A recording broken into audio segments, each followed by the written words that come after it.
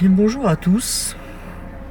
Nous sommes le 8 mai 2025 et je profite de mon passage au centre téléphonique de Salon de Provence. Je suis passé pour récupérer des droits d'accès sur une clé électronique qui nous donne, disons, pendant quelques jours, l'autorisation d'entrer dans certaines installations de type secondaire, hein, c'est pas des choses extraordinaires, voilà. Un système sécurisé, bref. Et donc je me suis pensé faire une petite vidéo. Je pensais pas en faire ces temps-ci. Je pensais faire une vidéo à propos du départ du directeur, monsieur le directeur d'Orange France, Jean-François Fallacher. Je peux vous dire que dans Orange, ça a surpris. Voilà. Moi, j'ai été surpris en tout cas. Bon, enfin, je suis pas le seul d'ailleurs, à avoir été surpris par ce départ, on va dire inopiné. Alors bon, moi, ça m'a semblé un peu bizarre. Évidemment, la haute direction remercie Monsieur Fallacher, etc., de son travail accompli. Parce que Monsieur Fallacher, ça fait quand même plus de 30 années, ça va faire dans les 35 ans qu'il est rentré dans France Télécom ou dans l'administration des PTT juste à la fin. Bon, j'ai pas vérifié là au niveau de lui. Et donc, il a été remercié, etc. Donc il part pour Eutelsat. Eutelsat, opérateur satellite. Je trouvais ça très curieux. D'autant que Monsieur Fallacher avait été envoyé donc à Orange France pour redresser la barre. Après au niveau de gestion, etc. Moi j'y connais rien là-dessus. Organisation, etc. Et finalement, Monsieur Fallacher ne sera resté que 25 mois à la tête de Orange France. Donc ça, moi je dois avouer que j'ai trouvé ça très surprenant. Alors j'ai essayé de me renseigner. On m'a assuré que non, il n'y avait pas eu du tout de désaccord, parce que moi j'ai pensé au départ, c'était mon opinion, c'est pas la seule d'ailleurs. Je suis pas le seul à penser ça, qu'il y a peut-être eu un désaccord, etc. Et que par dépit, il est parti. Alors visiblement pas du tout, d'après ce que j'en sais, non, c'était parce qu'il y avait une affaire en cours qui traînait depuis plusieurs mois, j'en sais rien, moi, 6 mois, 1 an, j'en sais rien, à Eutelsat, et que la directrice générale d'Eutelsat, paraît-il, ne faisait pas l'affaire, et que donc Eutelsat cherchait une personne, on va dire plus chevronnée, etc. Bon, moi je trouve ça, ok, c'est très bien pour Eutelsat peut-être, mais moi je trouve ça quand même très étonnant parce que voilà, je veux dire, ce qui moi ça me chagrine, ça m'interroge en fait. Je me dis quand même, on a ce monsieur qui est Fallacher qui est très expérimenté. Donc on le rappelle, donc les derniers temps il était à Orange Espagne, il avait fait beaucoup de restructuration, etc. On le rappelle en France pour remplacer la directrice d'Orange France, qui était un peu fatiguée, on va dire. Et puis le gars il devait rester quand même jusqu'à la fin du chantier, parce qu'il y a un gros chantier en France, c'est la fin du cuivre, le remplacement par la fibre optique. Et là, il reste 2 ans, il s'en va. Et donc, moi je trouve ça vraiment surprenant. Voilà. Je peux pas m'empêcher de... 8 mai 2025, depuis qu'on a annoncé ça il y a quelques jours, je suis très étonné, d'autant plus que, je vais vous dire, moi ce qui m'a surpris déjà, moi j'avais un peu été étonné, alors avant de savoir ça, Parce que le 16 avril 2025, vous savez, il y avait les grandes festivités donc sur les 80 ans de la mort de l'exécution de Simone Michel Lévy, résistante PTT, etc., où il y avait le président du groupe, du groupe Orange, la directrice générale, Madame Edman, bon, très énergique, etc. Bon, il y avait quand même beaucoup de membres du COMEX. Lui n'était pas là, moi j'ai trouvé ça étonnant. Bon, alors après, donc, c'est ça qui m'a fait m'imaginer que peut-être il y aurait eu un désaccord qui serait parti. Mais moi, on m'a assuré que non, pas du tout, et que visiblement cette opportunité pour lui, donc c'était qu'une fois dans sa vie, etc. Bon, oui, oui, peut-être, sans aucun doute. Bon, enfin, pour quelqu'un qui a fait toute sa carrière, c'est un peu comme moi, si on veut, bon, à France Télécom, Orange, partir, enfin, moi, ça m'interroge, voilà. Donc, bon, j'ai pas la réponse à ce jour d'aujourd'hui, donc, j'ai pas vraiment la vraie réponse. Je suis pas entièrement convaincu par l'une ou l'autre des hypothèses. Désaccord d'un côté ou grande opportunité pour Monsieur Falacher. Bon, voilà. Moi, je reste un peu quoi. Je le dis, je le dis publiquement, parce que moi, je fais des vidéos publiques. Alors, pourquoi je fais ces vidéos publiques d'ailleurs? Parce que vous savez, à France Télécom, enfin Orange, France Télécom Orange, quand il est arrivé Stéphane Richard, il a, bon, dans la catastrophe qu'on a su, la crise des suicides, etc. Bon, il avait voulu ouvrir jouer carte sur table, et ça, je en serais toujours gré d'ailleurs. Et il avait ouvert donc tout ce qui était communication, parce qu'il y a une grosse cellule de communication à Orange. C'est-à-dire, la com pouvait éditer ce qu'elle voulait comme article, c'est normal. Bon, c'est la com qui fait la propagande de la boîte, c'est normal.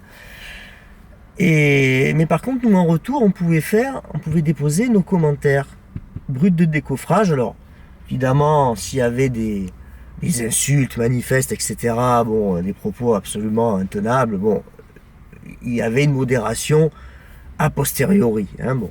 Mais bon, normalement, voilà, si on s'exprimait, même en très grand désaccord avec telle ou telle décision de la haute direction, on pouvait mettre son avis. Bon, ça sert pas, mais enfin bon, ça faisait quand même, ça servait de soupape de sécurité, etc. Bon, et puis, vous savez, depuis à peu près 2 ans, tout ce système a été supprimé, entièrement supprimé. Donc maintenant, bon, quand la boîte elle fait sa com, elle fait son truc vertical, plaf, ça tombe, plaf, prédigéré, si j'ose dire. Et puis personne n'a rien à dire. De toute manière, ils s'en foutent, voilà. Bon, ça se passe comme ça maintenant chez McDonald's Orange. Donc voilà. Et donc du coup, ce qui se passe d'ailleurs, c'est que beaucoup de gens qui mettaient des remarques en interne dans l'intranet, donc ça restait en famille, des remarques par écrit, bon, eh bien ça se retrouve aujourd'hui public sur LinkedIn. Bon, donc voilà, puis c'est pas triste, hein, des fois, bon, faut dire ce qui est, bon.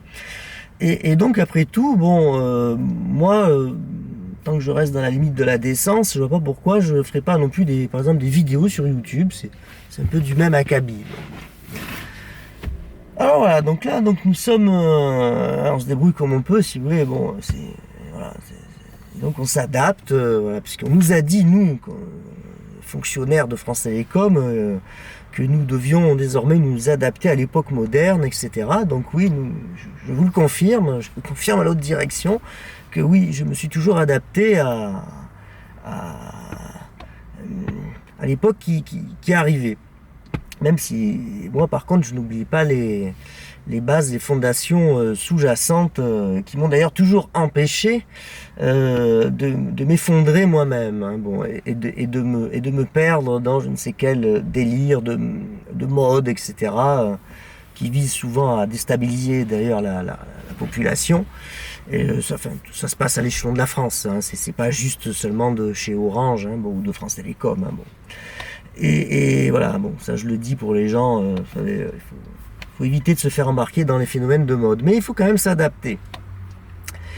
Et c'est ce que je fais, donc bon.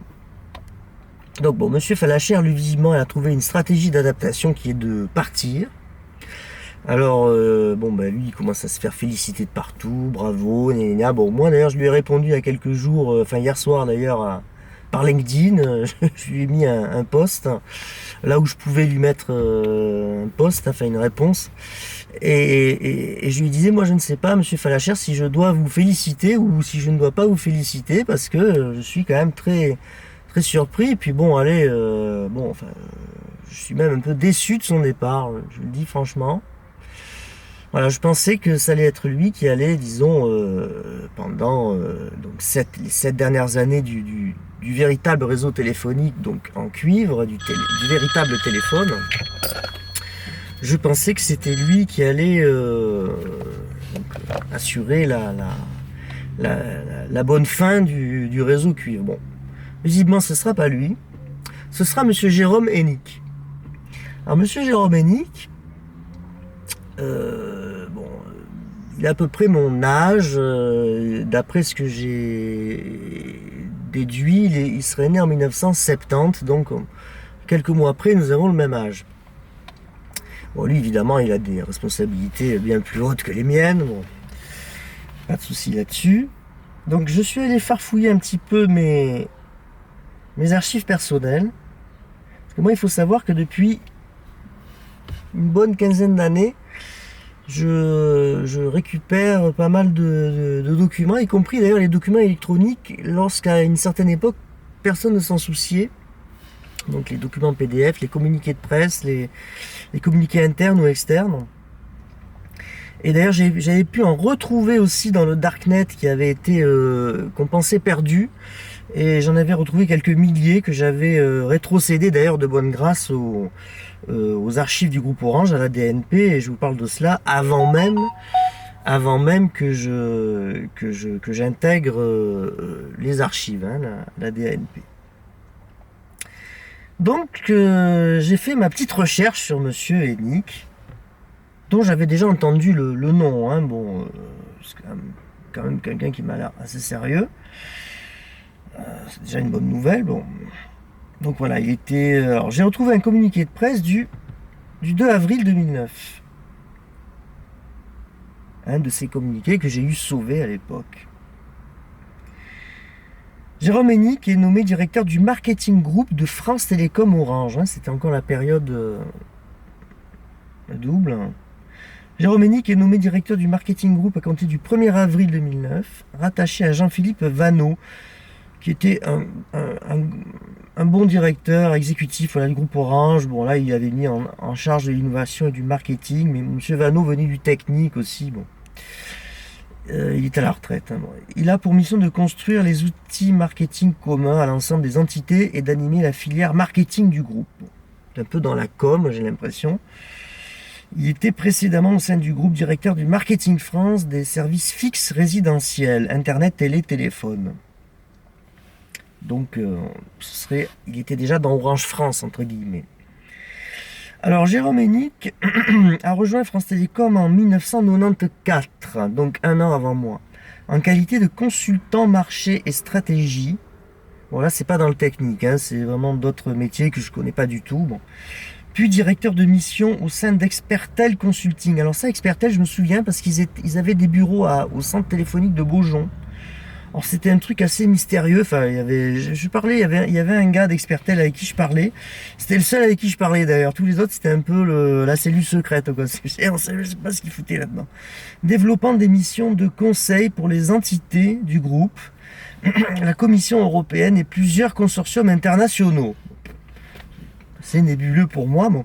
De 1998 à 2003, il exerce différentes fonctions en Espagne, au sein des filiales de France Télécom, participant en particulier au lancement d'Unidos, puis de Wanadoo Spain, en tant que directeur marketing. De retour au sein de la maison mère en 2003 comme directeur marketing stratégique de Wanadoo pour l'Europe.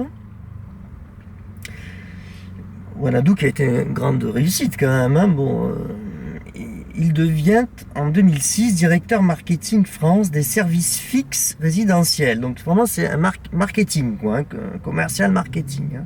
Il n'est pas du tout du technique. Bon, il a été dans ce cadre notamment en charge de la définition des services de fibre optique FTTH pour le comité de direction générale du groupe. Âgé de 39 ans, donc à l'époque, donc ça veut dire qu'il doit en avoir 55 ou bientôt 55.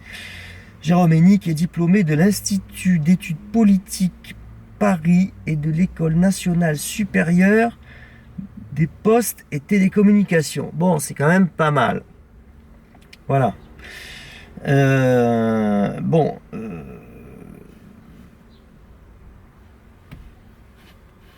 Donc voilà, c'est pas un profil du technique. Alors j'espère que ça ne le handicapera pas parce que la force de Monsieur Falacher, c'était quand même d'être issu du technique. Bon, je crois qu'il avait fait Polytechnique. Bon, j'ai pas refait sa carrière à lui. Bon, mais bon, voilà. Alors ensuite, je vais essayer de vous retrouver ce qu'il a fait par la suite, parce que j'ai retrouvé quelques communiqués de presse, hein, lui. Hein. Après, j'en ai un le communiqué de presse suivant. Donc ce qui est bien, c'est que là, j'ai retrouvé les communiqués parce que ceux-là, on les retrouve plus sur Internet.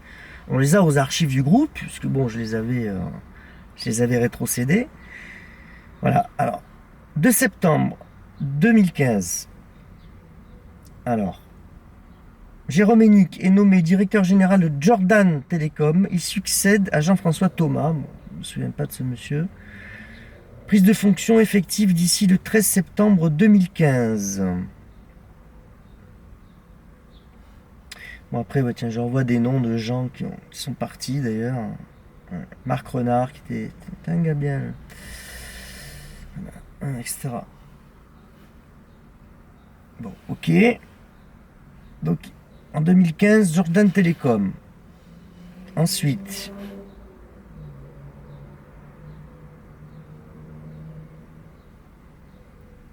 communiqué du 5 mars 2018.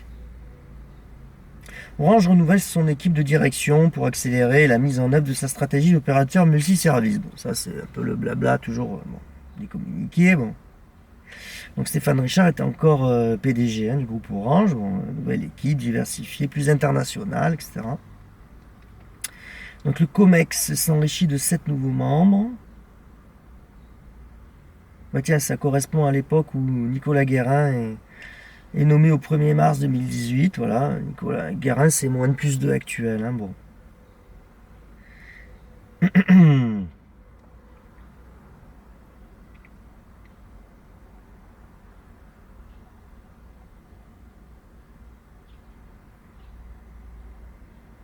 Ce comité exécutif se réunira tous les 2 mois dans un format élargi à des responsables clés du groupe, sous la forme d'un management committee. Alors, et c'est là où on voit, je sais. Alors là, c'est marrant parce qu'on voit Jean-François Falacher, directeur général d'Orange Pologne, Jérôme Hénique, nommé COO. Alors, je ne sais pas ce que ça veut dire. C'est pas CEO, c'est COO. Bon, d'Orange Middle East Africa, donc Orange. Je crois que c'est adjoint. Je crois que c'est directeur général adjoint. Je vais pas dire, je crois que c'est ça. Hein. Afrique et Moyen-Orient. Bon, voilà. Donc en mars 18. Hein.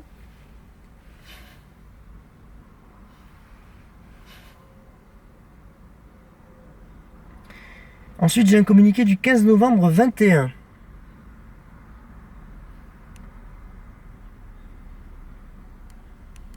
Je sais pas trop à quoi il sert ce communiqué. Non, ça c'est un truc pour un événement. Bon, c'est une erreur, excusez-moi. Et puis j'ai un dernier communiqué, le 24 mai 2022. Évolution du COMEX.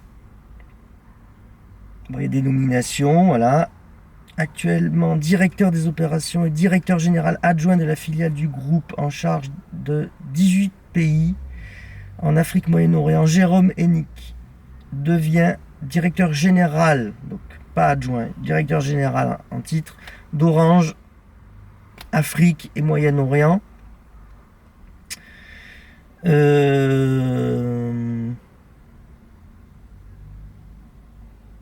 Donc ça c'est au 1er juillet 2022. Donc voilà. Donc ça fait pas tout à fait 3 ans qu'il était... donc là il y avait déjà Madame Edman, hein, qui était directrice générale d'Orange. Bon. Voilà. Et là maintenant il a une promotion, se retrouve directeur ou directeur général, je sais pas comment on dit, d'Orange France. Bon, déjà, moi, je lui souhaite... on peut tous lui souhaiter, d'ailleurs, à M. Hennick de réussir voilà, dans ses nouvelles missions. Alors, j'espère, moi, c'est mon espoir, quand même. J'espère que si tout va bien, que M. Hennick va rester, qu'on va le garder, quand même, qu'on va réussir à le garder 5 années pour arriver jusqu'à 2030 et la conclusion du démantèlement, parce qu'il faut l'appeler comme ça, du réseau téléphonique cuivrique français, parce que si ça change tous les ans, tous les 2 ans, je veux dire, on pourrait commencer à avoir le sentiment que certaines personnes se refilent la patate chaude. Alors je ne sais pas, je ne sais pas, bon, je dis ça en rigolant, mais ça me fait pas trop rire en fait, je dis franchement. Alors d'autant plus que hier est sorti quand même dans la presse que l'ARCEP menace Orange et je crois d'ailleurs les 4 opérateurs principaux français de sanctions parce que le réseau fibré n'est pas assez vite déployé dans les villes moyennes ou je sais pas trop quoi, donc en province, etc. Et nous menace donc d'amendes, sanctions, enfin bon, enfin, vous savez, en France, d'ailleurs, il faut toujours menacer les gens, que ce soit avec les radars, les PV, les machins, enfin voilà, toujours des menaces, quoi. C'est le pays des menaces, bon. C'est le système mafieux, quoi. Bon. Et donc, voilà, il faut menacer les gens, il faut harceler, menacer, on dirait que c'est le truc à la mode, quoi. Et le problème, d'ailleurs, c'est qu'il y a quand même un problème, que ce soit à Orange ou chez les autres opérateurs, ou... Même vous allez, je sais pas moi, dans d'autres grandes sociétés, c'est que toutes les sociétés, on dirait que leur but ultime, c'est de réduire les effectifs, avec des pré-retraites plus ou moins déguisées, recruter une personne pour 3 départs, et encore, essayer d'inciter, on va dire, pour ne pas dire de pousser les gens à démissionner, aller faire un peu n'importe quoi, à droite à gauche. On dirait que la seule issue, c'est de diviser les effectifs pour récupérer de l'argent, pour pouvoir donner, alors je ne sais pas, aux actionnaires, aux banquiers, ou les partager en primes, enfin je ne sais pas. Par exemple, ou faire des investissements. Bon, d'accord, mais après, si vous avez personne pour réaliser les travaux, alors je ne parle pas dans les bureaux, mais dans les équipes d'exécution, les agents, les techniciens, les techniciens supérieurs, l'expertise, etc.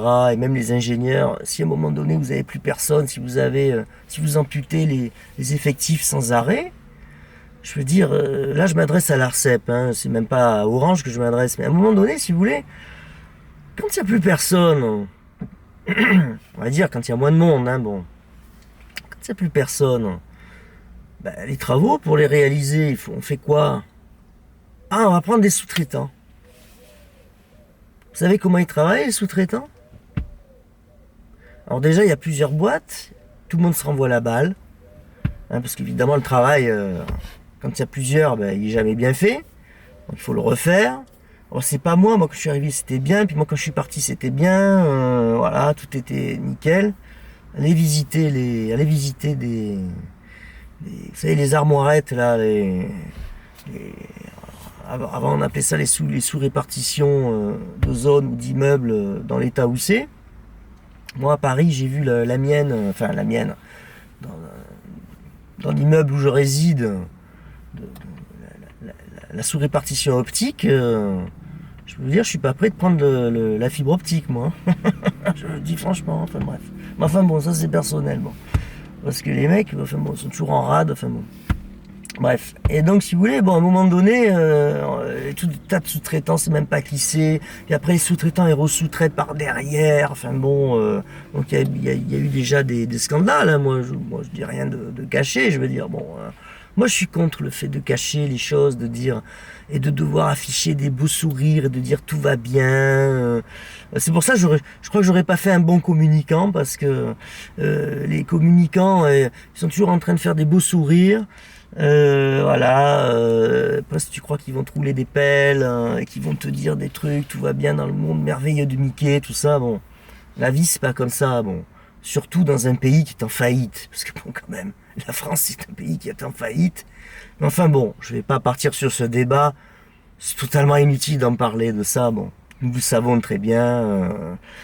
Moi-même, j'avais un grand-père Vigneault, donc Charles Vigneault, donc bon, qui est décédé en 76, et lui était militaire de carrière jusqu'en année fatidique 1940, où en juin 1940, la France s'est effondrée sur elle-même comme un vieux fruit pourri. Et donc il était militaire de carrière, on le trouve même d'ailleurs, on le retrouve, Charles Vignon, on le retrouve dans les journaux officiels d'ailleurs.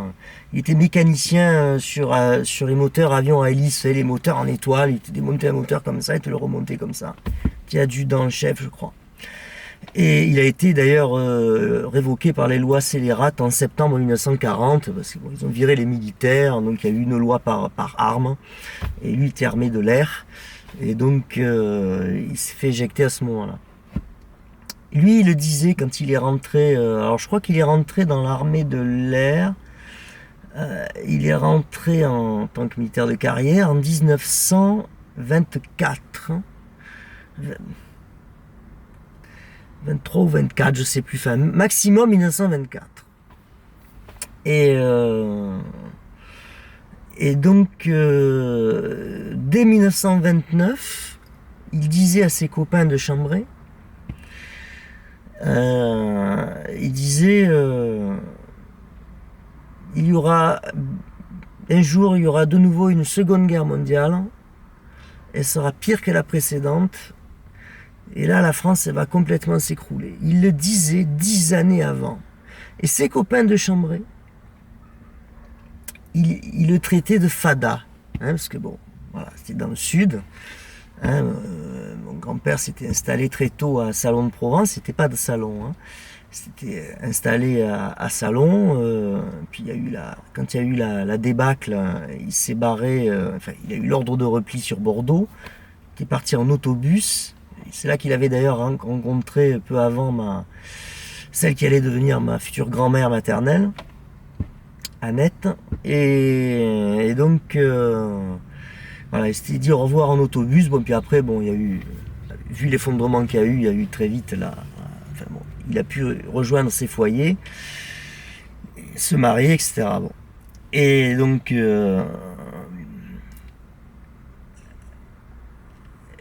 voilà, il se faisait un peu mal voir d'annoncer ce qui était évident qui allait arriver, c'est-à-dire l'effondrement de la France à l'époque. Alors ça a pris 10 ans. Bon. L'avenir lui a hélas donné raison à l'époque. Alors peut-être que j'ai ce sens on va dire de l'anticipation, on va dire. Je vais pas dire de la divination parce qu'on va m'enfermer. Et bon, moi je pense que la France n'est pas sortie des heures sombres, hein, et surtout avec qui dirige, bon, enfin bref. On verra bien.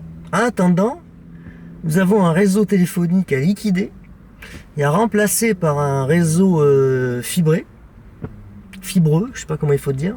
Réseau fibreux, tiens, en français, oui, c'est fibreux. Fibrique, je sais pas. Et on peut dire cuivreux ou cuivrique d'ailleurs, pour l'ancien réseau. Et donc l'avenir nous dira si tout se passe bien. Mais enfin en attendant, bon, l'ARCEP qui veut nous foutre des amendes, bon, si vous avez envie, j'ai envie de leur dire, si vous avez envie de nous coller des amendes, ça nous enverra pas de techniciens des techniciens de valeur, parce qu'il ne s'agit pas d'avoir des techniciens en nombre aussi, il faut avoir des techniciens de valeur. C'est pas ça qui va résoudre le problème de la formation des jeunes, de la sélection des meilleurs éléments, surtout à notre époque actuelle où on ne veut pas faire de sélection, puisque paraît-il que tout le monde est bon, etc. Donc moi je ne sais pas trop comment on va arriver à boucler les choses dans les temps. Bon, ce n'est pas de ma responsabilité. Moi je ne suis qu'une sorte d'observateur, de collecteur de documents, parfois de scribe, on va dire. Bon, même si c'est télévisé. Alors je ne sais pas. Je ne sais pas ce que... Je vous dis, je suis en proie à beaucoup d'interrogations, donc je prétends pas, d'ailleurs, bon, j'ai entendu un petit peu il y a monsieur, enfin comment s'appelle, le président du syndicat de la CFE-CGC du groupe Orange, qui lui-même sous-entendait, si j'ai bien compris, hein, il sous-entendait que le seul levier dont pouvait profiter monsieur Falacher pour dégager des marges, c'était de réduire les effectifs. Moi, c'est ce que j'ai compris. Bon, alors si c'est ça, effectivement, je peux comprendre que monsieur Falacher se soit trouvé un poste en dehors d'Orange et qu'il se dise, moi j'ai pas envie de faire un travail un petit peu bizarre, on va dire, et puis qui serait incohérent. D'après moi, ce serait incohérent si c'est ça. Bon, parce qu'au moment où il faut construire un nouveau réseau, démanteler un autre réseau, s'il s'agit de réduire, surtout dans les effectifs techniques, surtout, hein, bon, j'avoue que je ne comprends pas, mais bon, il est vrai que à mon petit niveau, disons, d'inspecteur central, alors évidemment, pour tous les copains qui sont toujours techniciens, etc., bon, ils vont dire réseau est chier quand même, et quand même arrivé à être 3-3, inspecteur central, bon, oui, d'accord, c'est vrai, mais bon, par rapport aux hautes fonctions, bon, voilà, moi je suis juste un simple observateur, bon, voilà, disons qu'avec un œil peut-être un peu plus acéré que la moyenne, on va dire, voilà. C'est pour ça aussi que des fois j'ai aussi tendance à m'inquiéter des fois pour rien, pour pas grand chose, disons. Et des fois j'ai tendance un peu à me surinquiéter, surtout après toutes les années catastrophiques avec Michel Bon, qui avait sorti le chéquier, vous savez, c'est normal, c'était pas son argent. Donc, bon, le mec, il a fait des achats inconsidérés à des prix complètement dingues. Enfin bon, des trucs. Bon, après, il nous a foutu dans la panade. Après, bon, on a eu droit à l'atroce Thierry Breton, qui nous a mis la misère à nous, qui nous a présenté la note en nous disant c'est de votre faute à nous. Mais bon, nous, je veux dire, c'est l'État qui avait nommé Michel Bon. Je veux dire, c'est l'État. Ce sont des ministres qui, eux, n'ont rien à cirer maintenant, qui ont des retraites de ministres, bon, comme bien plus cher, ils touchent bien plus que la paye des gens normaux en activité. Bon, voilà ce que c'est devenu la France. Et donc,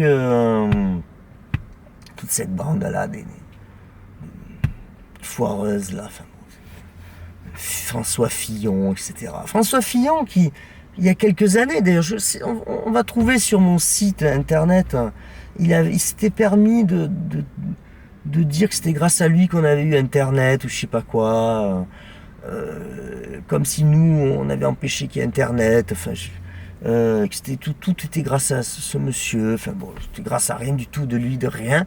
C'était mec, voilà, c'était un mec qui se teignait déjà les cheveux en noir à l'âge de 30 ans, bon, je veux dire, c'est tout ce qu'il faisait, quoi, mettre des beaux costards sur mesure, bon, je sais pas ce que ce monsieur a fait pour les télécommunications. Il a été, paraît-il, notre dernier ministre des télécommunications, en charge des télécommunications, enfin directement je parle, parce qu'après maintenant on est rattaché à l'industrie, bon. Bref, c'est un petit peu... Enfin, je crois qu'il était que ministre délégué d'ailleurs, heureusement, parce que bon, il aurait encore commis plus de catastrophes, celui-là aussi. Et bon, voilà. Donc voilà, 8 mai 2025, 8 mai 1945, bon, Monsieur Falacher s'en va, Monsieur Jérôme Hénique arrive, je lui souhaite bonne chance. S'intéresse-t-il, Monsieur Hénique, aux faits historiques? Je l'espère, bon, j'espère pouvoir moi-même pouvoir continuer le maximum de temps que j'ai à consacrer à la sauvegarde de... Là, je ramène un peu à mon échelon, bon, la sauvegarde on va dire, du patrimoine historique, téléphonique, enfin, du souvenir du patrimoine téléphonique, de son histoire, etc. Je sais pas. Je sais pas, parce que moi, je connais pas ce monsieur, bon. Voilà. Peut-être que quelqu'un, il va lui dire d'aller voir cette vidéo. Cette abominable vidéo, j'en sais rien. Bon, l'avenir nous le dira. Ben, écoutez, voilà, je vais désormais rentrer parce que je prépare certains reportages dans certains endroits que je tiens à immortaliser. Que je suis pas le seul d'ailleurs à vouloir immortaliser. Donc, moi, vous savez, comme on nous a dit hein, à l'époque, je m'adapte. Je m'adapte aux circonstances, notamment lorsqu'il y a des blocages de personnes assez peu recommandables, on va dire, et dont nous ne parlerons point dans cette vidéo. Bien, eh bien écoutez, bonne chance à tous, puis je vous souhaite une bonne continuation, et puis voilà, je diffuserai cette vidéo dans quelques jours, en sortie anticipée, au milieu des vidéos d'autocommutateurs que j'immortalise autant que je puisse. J'en fais autant que je peux. Hein, vraiment, je suis au maximum. Hein, vraiment, je peux pas aller plus vite. Hein. Voilà, donc je fais le maxi. Là, on en est on attaque la Lorraine, je crois. Là, Lorraine, tout ça. Bon, après, il va y avoir de la Bretagne, je crois bien. Et après, l'Alsace, etc. Bien. Bien à vous. Et à tantôt.